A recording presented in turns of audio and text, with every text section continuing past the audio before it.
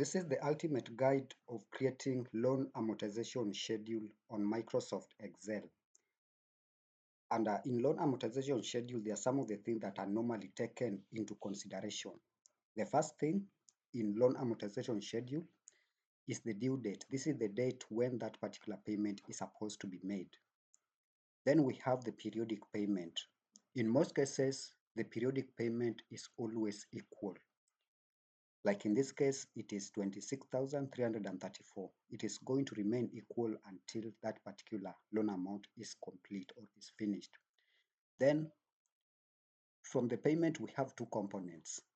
We have the interest part and we have the principal part.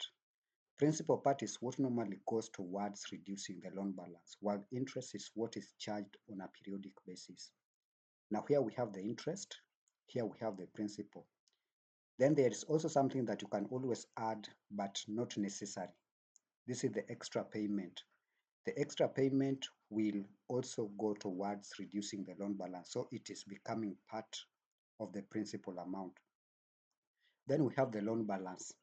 The loan balance, when you start with something like $1 million, whenever you make a payment, this constant payment, the amount is going to reduce until it becomes zero. Yes, you will reduce the amount until it becomes zero. So there are some of the things that I want us to look at before we can start modeling this particular thing. What are some of the things that we really need to have? The first thing is the loan amount. Yes, this is the loan amount. Then we need to have the repayment period in years. Yes. Then we have the repayment frequency. Is it monthly? Is it yearly? Is it semi-annually or quarterly? Then we need to have the number of payments per period. Yes. Then we need to have the total number of periods, the rate of interest, the payment. The payment is now what is going towards installment. Then the total interest, we can add it, but it is not necessary. So guys, stick with me up to the end because we are going to start building this thing from the bottom, from the beginning up to the end. So first, let me start by deleting this whole thing. Yes, so let me delete this by just going to home, then under the edit tab, I'm going to clear all. You can see everything has been cleared, and when you look at this part, now you can see all those things are not there. The only thing that I'm not going to delete is this part, the first part under this table. The remaining ones also are supposed to be deleted. So I'm just going to clear again everything so that we can start together from the beginning. Yes. So guys, up to there, everything has been cleared. Now let me start by typing those things that I had. I start by typing the loan amount.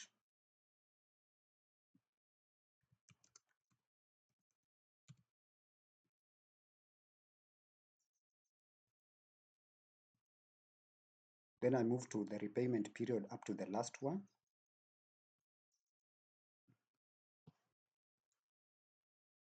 Now guys, up to this point, this is what I have. I have the loan amount, the repayment period, the repayment frequency, number of periods in a year, then the number of payments, interest rate per annum, total interest paid, and the start date.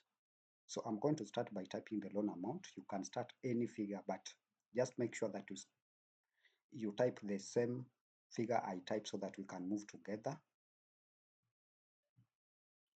Now guys, up to this point, this is where the real calculations of the loan amortization schedule is going to begin. Now, we have started by typing the loan amount. The loan amount is $1 million Kenyan shillings if you are in Kenya. If you are in any other place, you can use your own currency. Then the repayment period, we have said it is 10 years. Then now we are coming to the repayment frequency. One thing that we are not going to assume is that the repayment frequency is going to remain the same.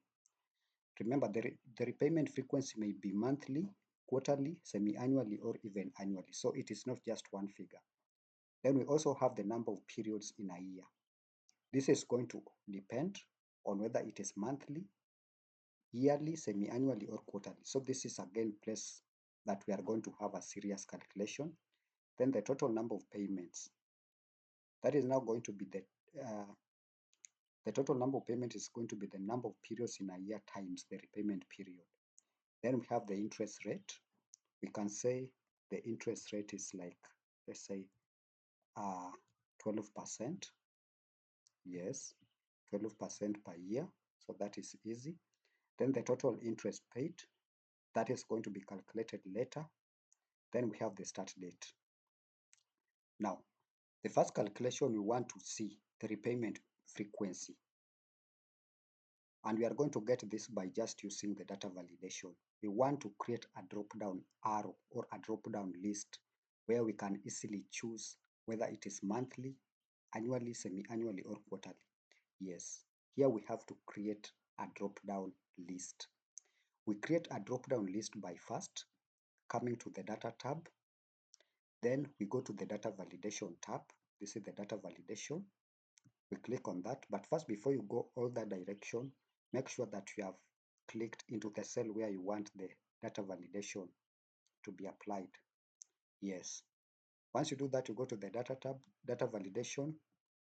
Then we are going to come to where we are allowing. Click into that drop-down arrow.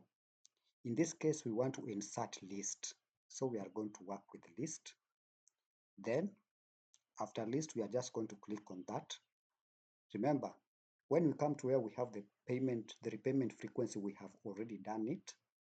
Here you can see we have monthly, quarterly, semi-annually, and annual. So we are just going to highlight that so that we can have it instead of typing names. Then we are just going to click that. Now, one thing that we are going to realize in this case is that a drop-down arrow has already appeared beside that particular cell. If you click into that drop-down arrow, there's something that we are going to see. And what is it? Let us click and see. When you click it, you can see we have the list of all those items that we had chosen from the other part of the worksheet. We have monthly, quarter, semi-annual, and annual.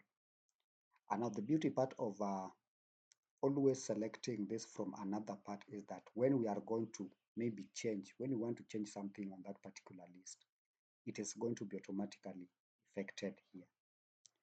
Now, that is the very, very first calculation that we really need to have. Then the second one, which is also very, very important, is the number of periods in a year. Here, the number of periods in a year will also be done using what we call the VLOOKUP function. The VLOOKUP function, we want to pull data from this particular table. It is table or range. Then we want to bring it here. The number of periods in a year will depend on the repayment frequency. Now we are going to start by typing equal sign VLOOKUP because VLOOKUP is a function. Then VLOOKUP, the first thing or the first argument under the VLOOKUP function is the lookup value. The value which we want to look at is the repayment frequency, and that value is found on this particular cell. So we are going to click on that cell, comma. Then after that, we are going to come to our table array. Table array is where we are going to find all these items that we are looking for. Now that is going to be here. Then we are going to lock up everything because we do not want it to move anyway. Then next, we are going to be required to enter the column index number. The column index number is where we want to pull that particular data from. What we want to pull is not monthly, quarter, semi-annual, or annual. We want to pull the frequency or the number of periods in a year. Is it 12? Is it 4? Is it 2? Or is it 1? And that is column number 2 on that table. So we are going to click 2. Then after that, it is an exact match. It is not approximate match, exact match. So we are going to click exact match. Then we close, enter. Something has not happened, right? Let's see what it is. No, actually there is no problem. That error was because that particular cell was empty. So if you do it up to that point, you can see now, if you come to where we have the repayment frequency, you click on that. You can see it is going to give you 12. You click on quarter, it is going to give you 4. You click on semi-annual, it is going to give you 2. Then you click annual, it is going to give you 1. Let us go back to monthly. Then let us get the total number of repayments. The total number of repayments is gotten by multiplying the number of repayment period here, that is number of years, times number of periods in a year. Now, if it is monthly for 10 years, that is supposed to be 120 repayments. If we change that to semi-annual, then it is going to be 20. Quarterly, it is going to be 40. Now let us get back to monthly. Now here we have done repayment frequency. We have done the number of periods in a year. Then we have done the number of repayments. We also have the interest rate. Let us get the total interest, not the total interest. Something that we have not talked about here is the payment amount. That is also called the installment. Yes. This payment is very, very important because it is what is going to form part of our calculations in this loan amortization schedule. And the payment is what we call the installment. In most cases, it normally remains constant. Now, there is a formula or there's a function that is used to calculate the installment, the constant installment or the payment of a loan over time. That is what we call the PMT.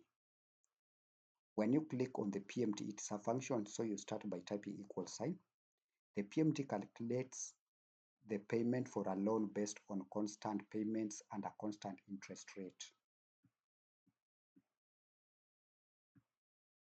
Yes, the PMT calculates the payment for a loan based on constant payments and a constant interest rate. Now let us see the arguments that are going into this particular function. The first one is rate.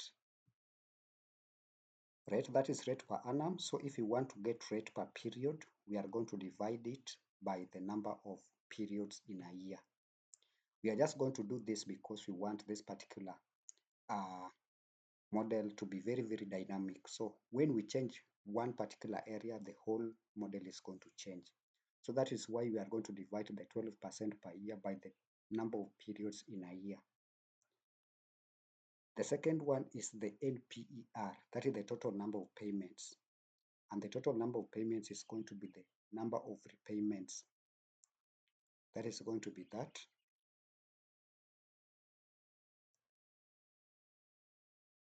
But again, something that you need to do, you need to lock all these things so that when we move, they are not going to be moved. So we are going to lock them using absolute cell reference. So that said, the next is NPR. Then the next is the present value. The present value is the loan amount.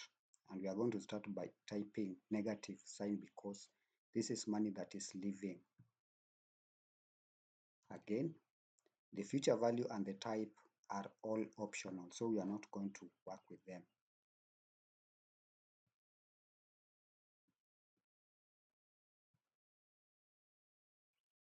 Let us change it to number.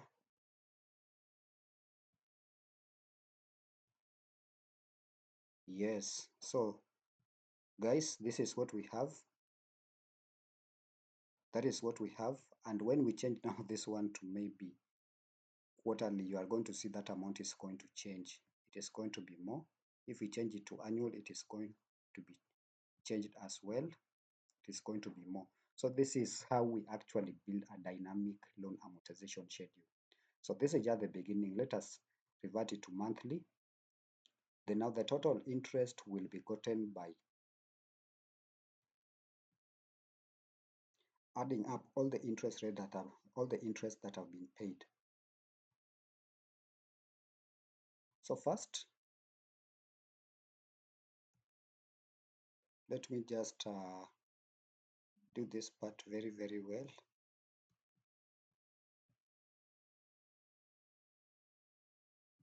Let me give it something like that.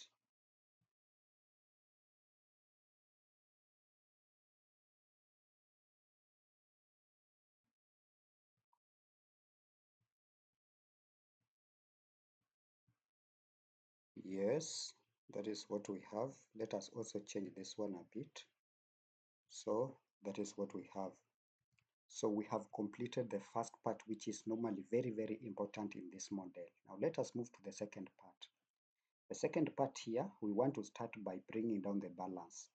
And the balance at the start of this particular period is going to be this one. So we are going to type equal sign, then bring down the loan amount.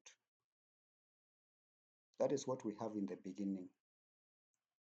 Then this is going to be at time 0, that is today. Immediately that loan has been taken. That is what we have. Then the date, let us say the date is today. This loan has been taken today. It will all depend on the day.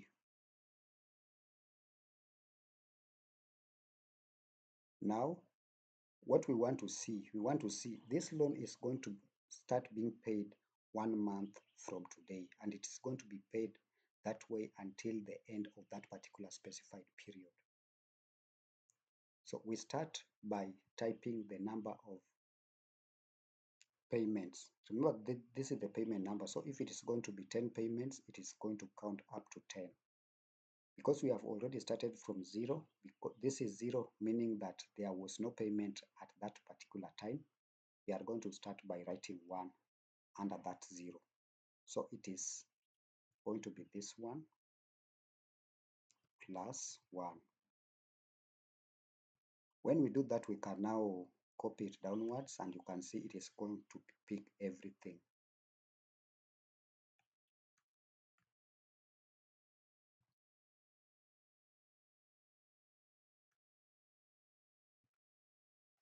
But now, guys, up to this point is where we are going to start having serious problems, because if we are going to change our periods, for example, we are going to change our repayment frequency from monthly to quarterly to maybe semi-annually, then everything is going to change.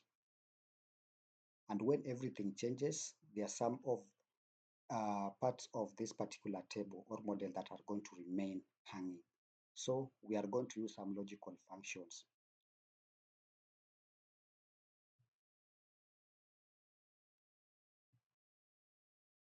So in this case, let us start by typing if. We want this particular numbering to go downward only if the loan balance is greater than 0. If it is 0 or less than 0, then that numbering should not go down. Yes, so we are going to say if the loan amount at any given point is less than or equal to 0, then we should just return nothing. Otherwise, we are supposed to return the cell above it plus 1. That is the first part. Let us drag it down and see whether this thing has worked. Yes, and you can see it has worked, because now when you come to this part, there is nothing. So it is assuming that everything is 0. So that is going to remain 0, or nothing is going to be returned under that particular date. Now let us come to the date. We want this loan to be paid 1 month from the date today, and the same should continue until the loan is cleared. We are going to use the EDATE function, and let us see what EDATE function does. The EDATE function returns the serial number of the date, that is the indicated number of months before or after the start date. Now this is our start date, the start date today. So we are going to type that, the start date and the number of months. So this is again where we are going to have problems, because we are not just going to return the number of months like that. Remember, we could have only returned the number of months if we had one specific repayment frequency, that is monthly. But because in this case we have monthly, we have quarterly, we have semi-annually, and we have annually, we are not going to do it like that. We are going to again insert a logical function if. So we are going to say the EDATE function, the start date is that, then if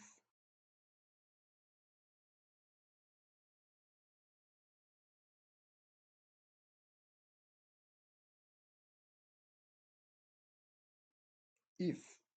Now the logical test is our repayment frequency. We come to that, then we say if F5 where we have the repayment frequency, then we lock it. If that one is equal to monthly, then we are supposed to return 1. Then again, we are going to do another if.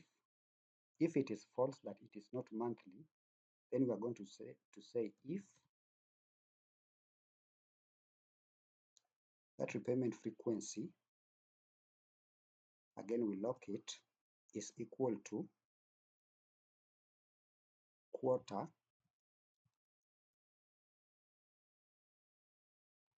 then return 4,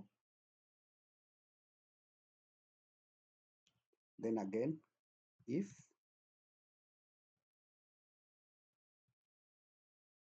that repayment frequency is equal to semi-annual, then return 2. Otherwise, if it is not monthly, it is not quarterly, it is not semi-annual, then we only are remaining with one option, and that is annual, return 1. Not return 1. Here we are supposed, for semi-annual, we are supposed to return 6. Then for annual, we are supposed to return 12. Then see what happens. Now when we do that, guys, now let's see what happens. If it is monthly, the payment is being made monthly, we are expecting that the first payment will be made on the same date but in the following month. That is 27th of February 2026. Let us see what happens if we change that repayment frequency now to quarter. When we change it to quarter, then we expect that 4 months are going to be added. So it is 4 months from the month of January. That is supposed to be 27th of May 2026. Let us see if we are not going to change it to semi-annual. We are expecting 6 to be added, 6 months. That is going to be 27th of July 2026. If it is annual, then we are expecting 12 months are going to be added. Then we expect it to be the same month but in 2027. Now, let us go back to monthly. Again, there is something that we are supposed to work with here. We do not want this particular days to continue being copied down when the loan balance is 0. Again, we are going to do the same thing we did here. We are going to say if the loan balance is less than or equal to 0, we are supposed to return nothing. Otherwise, we are going to return that formula. Again, let us see what happens if we try copying it down. Nothing is going down because actually under this part it is 0. Now we are moving to now the third part. We just want to bring this particular payment down, and we are going to do that by just saying equal that one. But again, we do not want to continue copying it down when the balance is already 0. So what we are going to do, we are going to again to use the logical function if the loan balance is equal to, is less than or equal to 0, we return, no,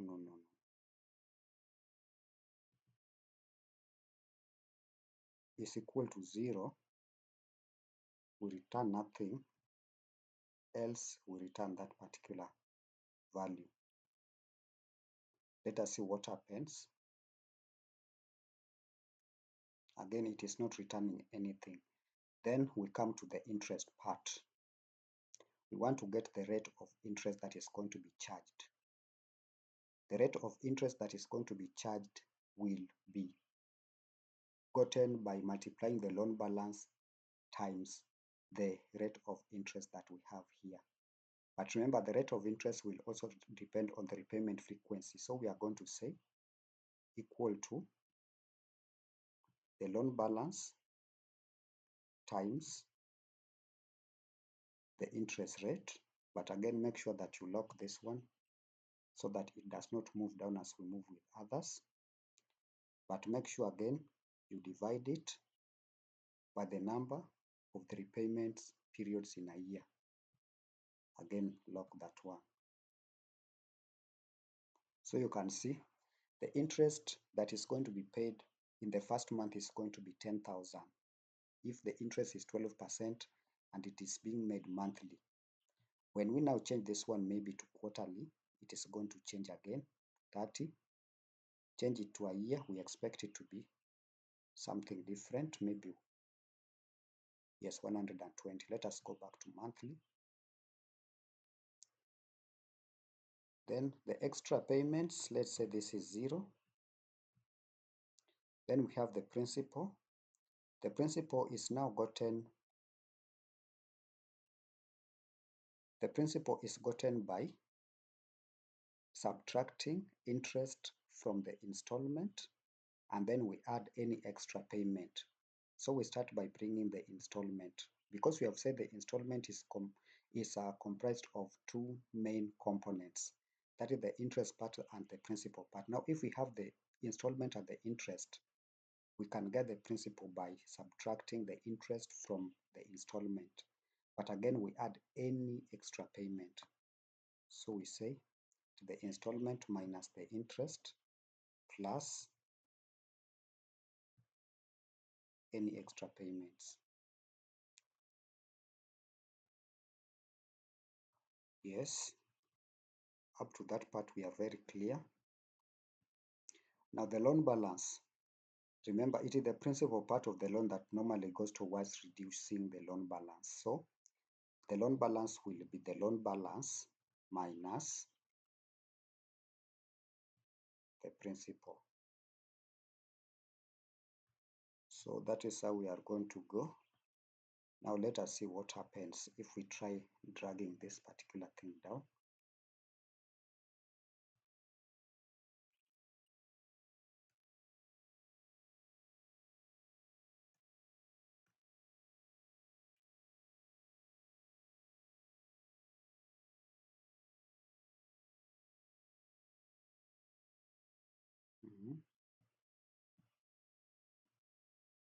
Yes, guys, I've seen where there's a problem. There is something we forgot to do here, and that was locking the loan balance. When we brought it under the balance, yes, we are supposed to lock it so that when we move, this particular cell will not be moving to the next cell, to the next cell, and to the next cell. So first make sure that you lock it using the absolute cell reference. And you do that by just clicking to that cell. Then on your keyboard, you click F4. So that is fixed. Also under the payment, you're supposed to lock it. Yes, you are supposed to lock that so that when you move, it will not be moving to the next cell like that. So I think up to that point we are done. Now the second thing we are going to do, or the very, very last thing we are going to do, we are just going to highlight this one, then copy it down.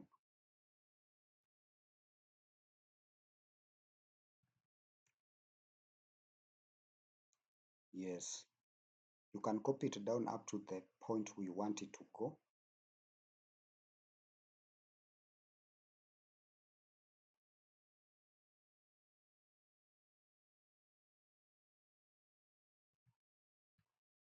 But for the repayment, for the extra payments, you just have to leave it blank.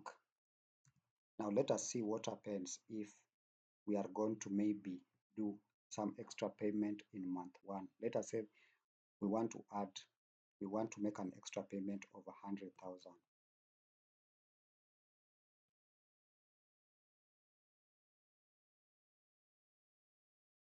This is exactly what is going to happen. The total principal paid in month 1 is going to be the normal principal plus the extra payments, and you are going to see, you can see it has reduced that loan balance significantly. And even the total number of payments that were supposed to be there are going to reduce. Now, maybe the last thing that we could do is to get the total interest paid. Get the total interest paid by just saying it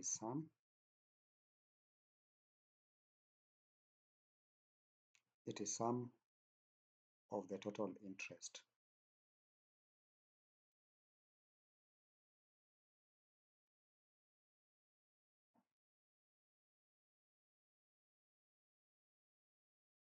That is the total interest paid. So this thing will depend, the values that you get will depend on the payment frequency. If you change your payment frequency, everything is going to change. Yes, you do it quarterly, the payment per month is going to change, or the payment per period is going to change, and also the total interest paid is going to change. You do it semi-annually, the same is going to happen.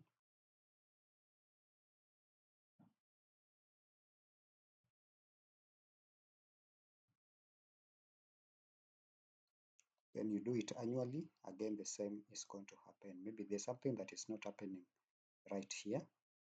Let us see what it is.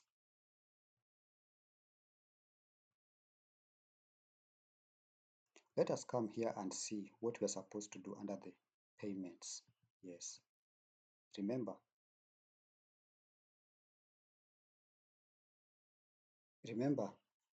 under the payments we were not supposed to do this. Under the payments we were just supposed to bring this one down, then do something different.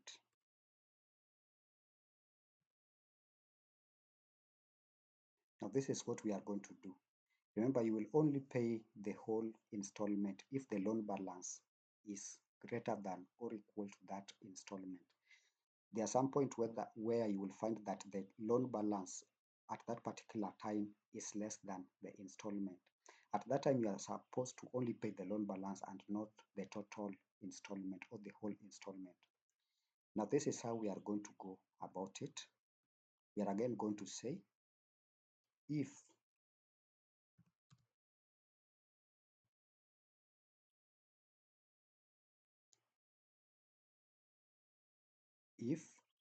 the loan balance plus the interest is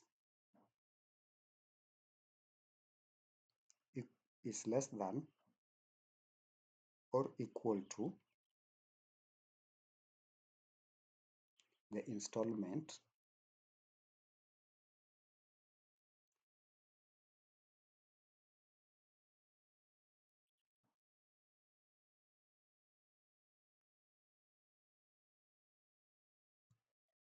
then no guys, it is supposed to be if the loan balance plus the interest is greater than or equal to the installment. Yes, then we are supposed to return the installment. Otherwise, if that is not the case, it means that the loan balance plus interest is less than the installment. Then we are supposed to return just the loan balance plus the interest. And the interest in this case is supposed to be G17.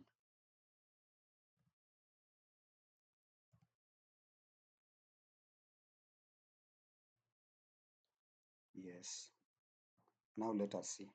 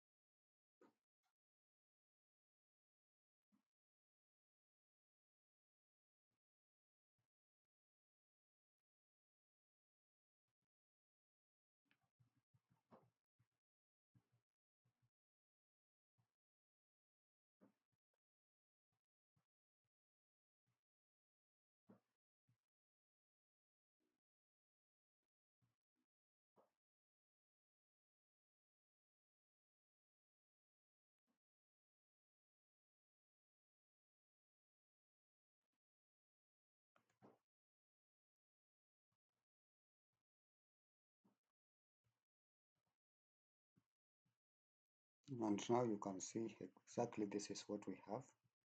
When we change the repayment frequency now to, let's say, 1 year or annual, then this is what we are going to have.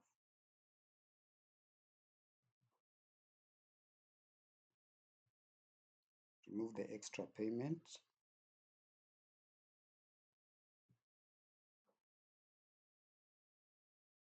This is what we are going to have. We are going to go up to the 10th repayment, and this is what we are going to have. You can see at this point we are going to mail with a balance of 0. Then everything is like that.